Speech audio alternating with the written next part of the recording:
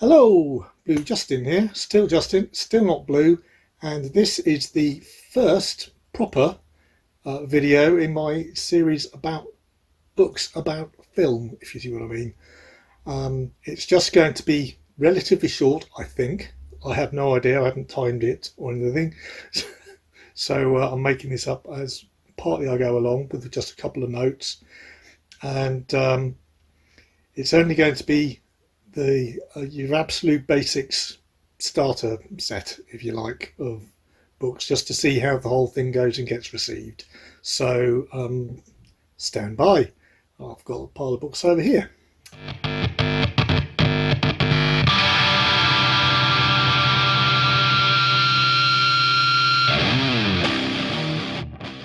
Right. First one I'm going to show you is what used to be definitely the Bible of books for anybody who liked films. Yet I'm actually going to say probably at the end that I wouldn't necessarily recommend it anymore. Though I think it's an important thing to mention, as it's such an important part of the history of um, the books about film, which is the Halliwell's Film and Video Guide. Now, this was the one you got every single year. Well, you did when I was younger if you were a big film fan. It started off in 1977, I believe. The writer Halliwell was a film journalist. I think he started off with something like 16,000 titles. Was it more than 8,000 titles? And by the time he died in 1989, it was up to about twice that, or twice as thick. As you see, this one is now up to more than 23,000 film titles in there and little reviews for each one. The major problem with this is now that it does not get updated regularly. This is the year 2000, as you can see, and the last one I believe that was published was 2008. So I really think it's too far out of date. But if you can find one cheap, it's a nice big book to have on the shelf, and it does cover an awful lot of things in small, very small print. And I'll just give you a little show inside now. At the beginning, the opening page, you've got that's a sort of like an example layout page, and it gives you across the top there, don't know if you can see it, a key on what all the symbols mean, and so it minimises the space it uses to when it takes up the description, etc. Because it gives the title, what the guide rates it as out of 5 stars, or is it out of 4 stars, I'm not sure. Possibly out of 4 because it gives Raging Bull 4. And then whether or not it's available on VHS or PAL or whatever. So, I mean, that shows the age of this one, I'm afraid. So this is pre even DVD stuff, let alone Blu-ray. So, and it gives the country it comes from. I know it actually does well. It gets at least as far as whether it's available on DVD actually, and later on, and whether it's available on Laserdisc, and whether it's in NTSC or PAL format. So you can get the age from that. Goes through, gives the year of the country of origin, the year of origin, the colour, so, thing like Technicolor, etc.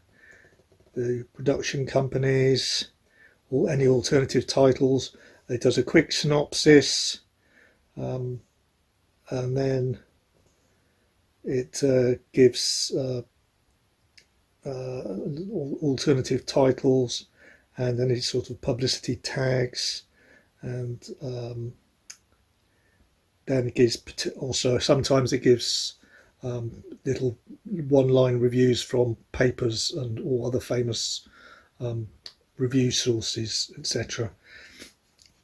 As you can see, it's quite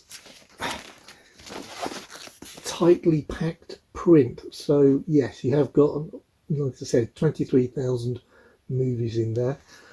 Now, I don't know whether they've changed it significantly, but the big problem that was quite famous with this one was, apart from the fact that now it's obviously out of date by quite a few years, even if you get the updated one, it's going to be 13 years out of date, is that Halliwell himself was a, shall we say, big fan of the golden age of Hollywood. In fact, I believe that when it first started, it didn't include any foreign films at all. I suspect it, since it says gives country of origin now, I think it probably will be more world films in here as well. But when I say big fan of the golden age of Hollywood, he essentially loved stuff like pre-1960s and whatever, and practically anything after that, his star marking system went down through the toilet. So even however good it was, you might it is now considered, the new editor, I think, has changed quite a few things. For example, because I've just looked at quickly at the entry for Alien, and I think Halliwell really just gave it a one-line description and said it was an average space flick or something. Gave it 1 star or 2 stars. I think it's up to a lot higher than that now. I won't search it out. I'll actually go on one. I've got a couple of hours. Obviously, it's all in alphabetical order, which makes it relatively easy to find if you're looking for something in particular. But if you're looking for something by direct or something like that, I don't know. I shall just check the back to see what the index looks like in a minute for you. EL.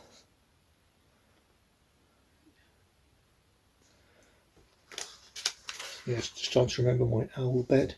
Yes, it now gives Alien 4 stars, and I'm sure it was 1 star before, when it was actually still Halliwell doing the reviews before we died. But I think to a certain extent it's been overtaken by other publications, or just simply going onto the internet, which is so easy nowadays. If you just want a summary of the film, chances are the Internet Movie Database will do you fine. And review-wise, obviously, and all reviews are going to be rather subjective, so that's not going to be a particular always great value unless you. But it should give you some idea. And like I said, if you can pick one up relatively cheaply, then it's probably worth having on the shelf. But I personally wouldn't go out and get the latest copy of 2008 just to replace the 2001. On the other hand, one of the newer ones, this one actually came out in April of 2021. So when I got it, this is the film book. It says on the front it's a new edition, so I don't know if there was I presume that meant there was a previous edition of before 2021, with a slightly different cover or something. I haven't found it. This one's more of a guide to the world of cinema. It's I think the best way to describe this one is to go through the contents page, which I hope will be of use to you in describing basically what the book contains. Well, obviously that's what it says it means, but I mean, after the obvious introduction bit, it does the story of cinema, breaking it down by decades, approximately.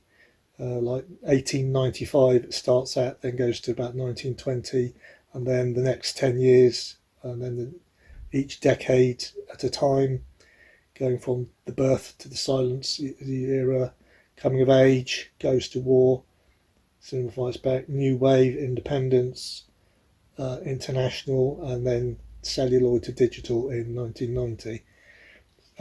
Then there's a nice section of about 15 pages on how movies are made, which goes into quite interesting sections on what is involved in the pre-production of a movie, what's involved in the actual production part, and what's involved in post-production. So that's really nice background material when you always hear a movie's in post or something like that. And if you're not particularly 100% au fait with exactly what happens in each stage of the movie making process and why certain things take so long, depending on the type of movie it is, I imagine. Those are quite interesting sections to look into. Then it goes into movie genres, breaking them down, all sorts. They start off with action adventure, that you happen to do them in alphabetical order, doesn't really matter. Action adventure, animation, avant-garde, biopic, comedies, costume dramas, cult, disasters, documentaries, and so on, etc. And just sort of breaks them down and describes what that genre is made up of. And I don't know if it. I shall quickly have a look. Odd.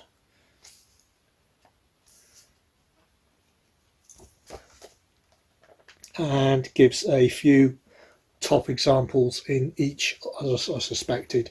It gives a few top examples in each of the genres that if you are interested or in seeing something of that genre, these are the highly regarded films within that genre. And then it moves on to a very big section, actually, stretching from page 126 to 176. So that's 50 pages. There's a decent size of world cinema, starting with Africa, then going through the Middle East, Iran, Eastern Europe, the Balkans, Russia, etc. France, the United Kingdom's in there.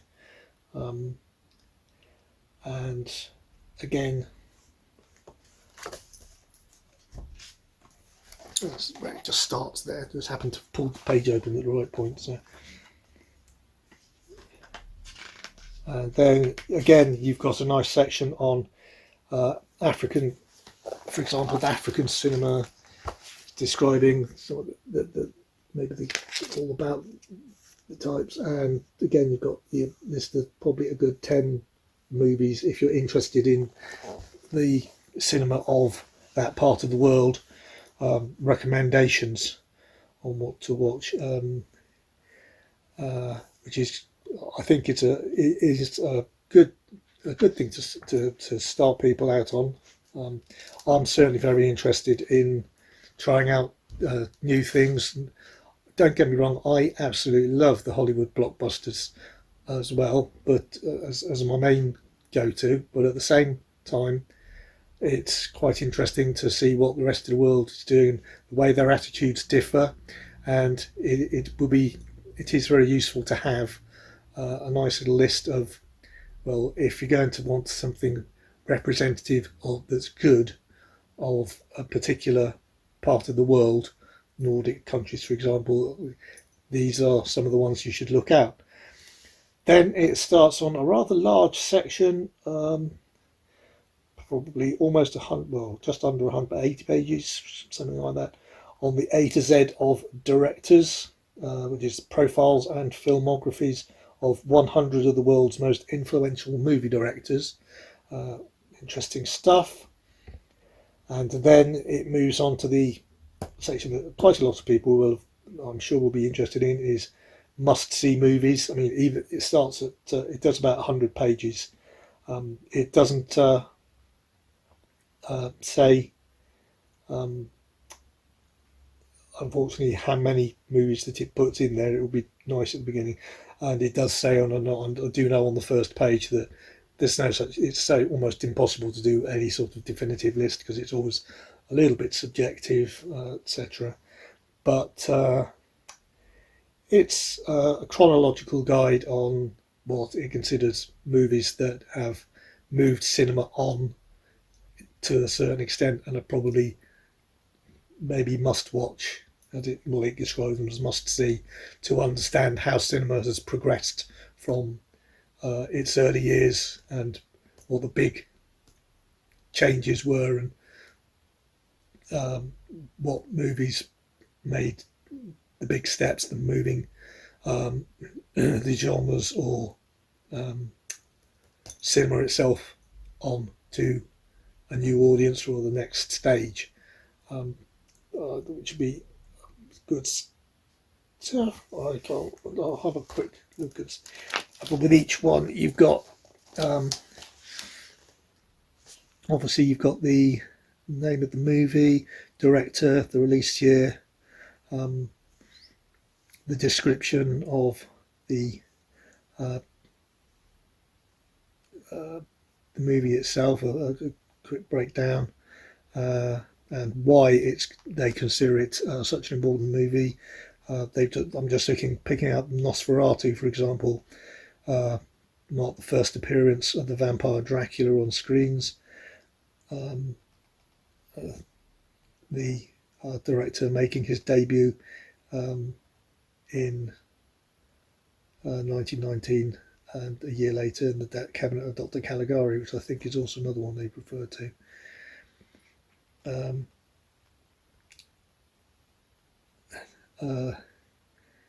Where it was shot, the way the atmosphere was created, the lighting, the techniques, the contrast in light and dark. So how essentially less about the film itself, but more on why it's considered by them to be something that you should be watching. Yes, I was right. Dr. Caligari is one of the other films that they consider earlier. Is also very important in the must-see movies list. And finally, it moves on to the big glossary and index, and obviously acknowledgements. It's got a very good index. It's one of those rather nice ones with glossary is always handy. It's so easy to get lost in, just assume that people know what you're talking about or somebody's talking about when you refer to dollies and deep focus and things like that. It's just nice to have a single book that has a nice reference that you can just pick up. I mean, yes, I know there's always Google, but other search engines are available. But it's good. You can reading through. It's only quite a short little section, quite useful. But the index, it's good. You've got use of bold and italics to find out whether it's what the page numbers are and what section it's in, whether they do it as an actual detail thing, whether it's just like a reference to it, whether it's a film, whether it's a person,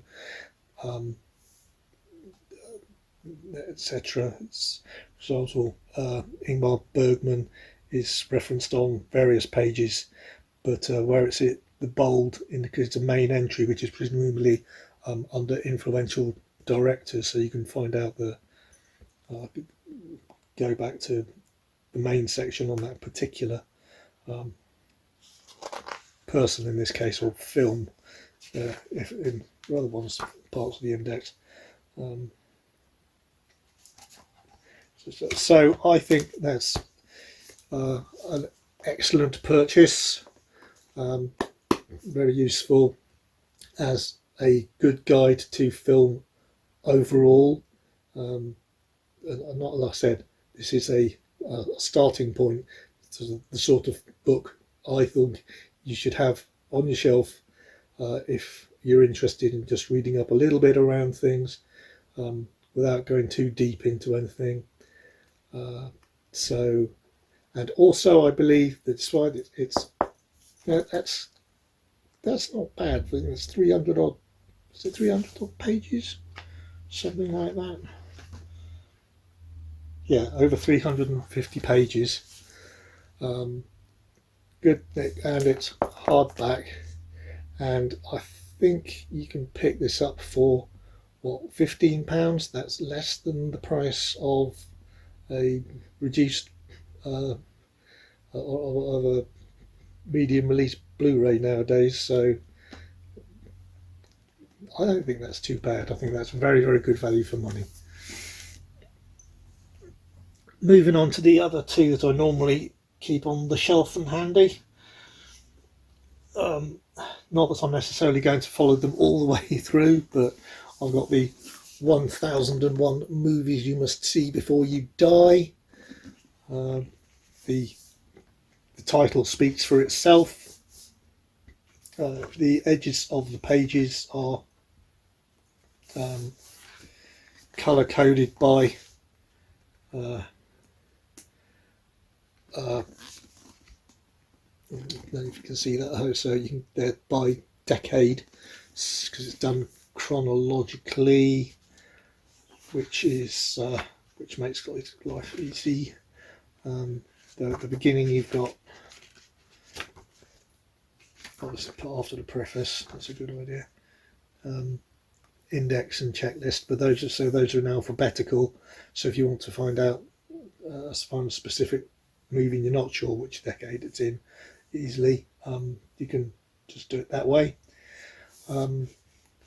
Each movie has obviously the director, year, and this now it does less of a review and more of a description of what the movie is about. It's a summary more than a review. Though I think, I'm not sure how many of the reviews give away too much. I shouldn't think they're too bad, otherwise you would make the whole point about watching the films a bit silly. But, yeah, I think there are a little bit of there's a little bit more after the description of the movie. For example, I'm just looking at Duck Soup here, and it's got this description of the slender plot line is strong enough to support some of the best comedy sequences ever filmed, and offensive enough to count as surrealist satire. So there are comments upon the film as well, built into the last paragraph. But again, you've got an awful lot of books. I think this one was about £20. There's an awful lot of movies in there for you to look through, and good ideas for you to examine, even if you're not going to watch all 1001. I mean, I really wouldn't recommend trying to be honest, if you've got an awful lot of time on your hands. And I'm not sure how many. I don't think it gives any information about which ones are available to buy on DVD or Blu-ray either. So there's an index at the back. It would be nice if they had, but the index at the back breaks them down by genre rather than by alphabetical order, which the front does. So the list at the front breaks them down by alphabetical order. Throughout the book they are in chronological order, so you can follow through, similarly to the ones in the film book actually.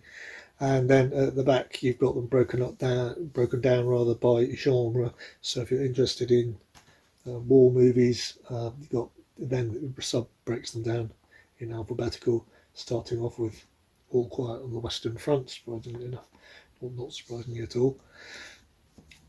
So again, this one, however, I do know, I think this one is 2017, but I think they reissue it each year with updates. It obviously is popular. 1.75 million copies sold. It's completely revised and updated. Well, I don't think they probably completely revise it every year. That would be a bit of a waste of typing. But I dare say they do make changes each year. I think I saw this year's, was it, or last year's, or the latest release now has a picture of the Joker on the front. So yeah, again, like I said, that's updated regularly.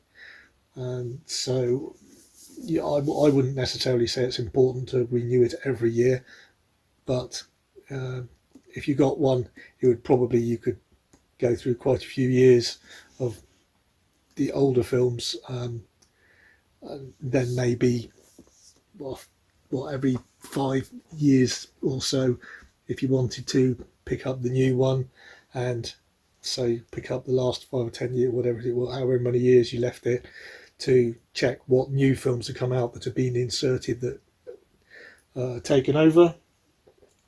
And finally, like I said, I'm only doing a few books today. This is the intro. Finally, I've got the 1001 TV series you must watch before you die. Obviously, the same people. It's got the same style cover, same publisher, same price, and again, it doesn't appear to have the colouring down the side for doing it in, or being able to spot when certain decades. Maybe it's because they cross over too much, I don't know. But I believe it's still in chronological order. Going back, I think the first one is going back to the Ed Sullivan Show, for example, after the introduction. And then again, you've got the index by title at the front. Exactly the same. And then it starts off with pre-1960s. Unfortunately, it doesn't give, like I said, the colours down the edge, so it's not quite so easy to spot when the decades break. But I suppose if you've got a TV series that runs from 51 to 67, which one do you put in, etc. So that makes it difficult. Hitchcock Presents. So now moving on to, just for example, we got Bonanza. And again, you've got what have you got here? You've got the years it ran, a short sentence on what it's all about, or which is Bonanza. This just says it's the first colour Western TV series, and a quick lowdown on the cast, the original broadcaster, the awards it received. I'm surprised it doesn't give how many episodes there were. It just gives the years, 59 to 73. And then it goes similarly again to the, as you'd imagine, being from the same manufacturer, being from the same publisher, it just as a description on essentially summing up what the whole series is about, and a little bit of then about, in this case, who created it, what makes it a little bit special, or why you should be watching it, something like that. So that's all good stuff, all useful, and even more than the 1000 movies you should watch, 1001 movies you should watch before you die. I wouldn't even try 1001 TV series. I mean, how many TV episodes do you think you can get through in a lifetime? That's ridiculous. But at least it gives you a very good idea on recommendations from the different eras, and from different genres. I shall just check it, and again at the back, what have we got? We've got the contributors. Yes, and it does again have at the back the index is broken down by genre and then by alphabetical. So if you're trying to find out what TV shows it would say recommending action and adventure, you just go to action and adventure and read down. So it just makes it easy rather than just, because obviously they'll be broken up throughout the whole book, depending on their era. So yeah, that is all of the ones I'm just going to show you today. Like I said, quick starter, well, relatively quick, about half an hour. Quick starter video. I'm going to be hopefully doing a little bit more in depth on specific subjects rather than those are like the generics. I call them your basic staples, if you like. The Master Chef would call them sort of like your flour and eggs that you're allowed each under your bench for every cook, stuff like that. So yeah, I hope you enjoyed the video. If you did, hit like. If you like you'd like to see more, please make comments below on what you thought. I'm hoping this would be a semi-regular series. I have got quite a lot of different types of book. At the moment, like I said, I'm starting with these ones, and these are books about film and TV series from a critical point of view or a review type point of view. Or, then I've also going to do some of them books of like from within the universe, as in what shipyard was the USS Enterprise built in, and what was its charted course through various episodes, etc., as though you lived in that galaxy. As i.e. they're factual books, but they're not factual in the sense that they treat the universe as though it's real and treat it in a factual sense. But at the moment, I'm just starting off with reviews and looking at various TV series from the point of view of reviews and the technical side, and looking at them, as I said, as I've changed today.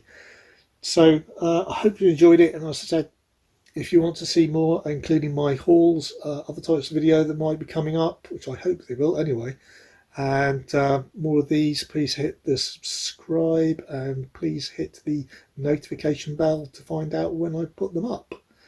And keep on watching the TV, keep on watching them films, and keep on reading about them. Cheers.